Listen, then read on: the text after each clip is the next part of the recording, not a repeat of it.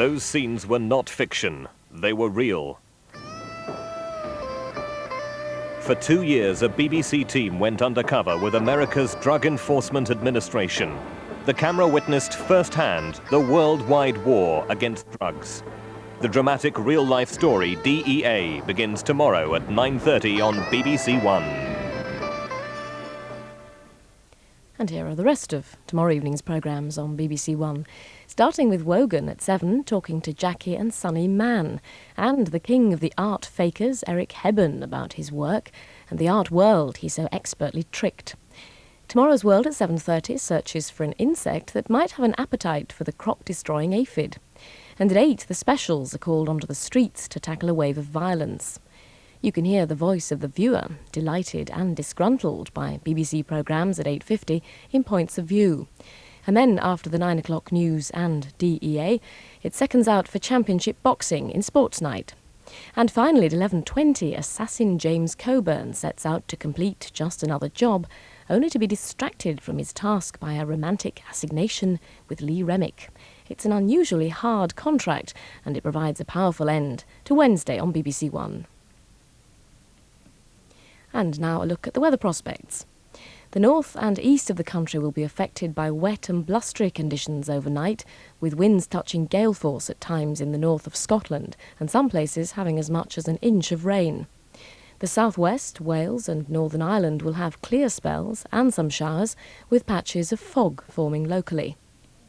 The rain will clear away only slowly from the east of the country tomorrow, to be replaced by showers later in the afternoon.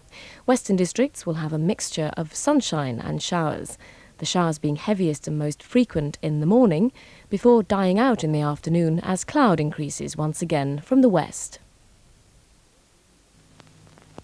Well, Kerry, not saying hello to me then? She's not quite herself today. Oh? Show Mrs. Green what you did, love. Oh, how did she do that? Well, it was yesterday evening. We had just a few fireworks for the kids. I thought we were ever so careful, but there's always something you forget to tell them. How did it happen then? It was a sparkler. You wouldn't believe it, would you? I mean, really. It wasn't as though the children were on their own. I was there. I did the lighting. And I took good care they were holding the sparklers properly at arm's length. Not dancing around, waving them and poking each other's eyes out. So what did happen then? Well, I ask you. When the sparkler's finished, back she goes and tries to pick it up.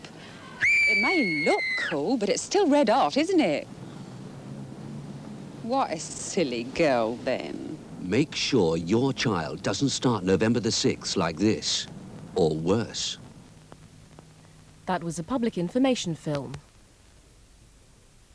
Well, there's the old familiar clock, which means that we've played the last notes of tonight's symphony on BBC One.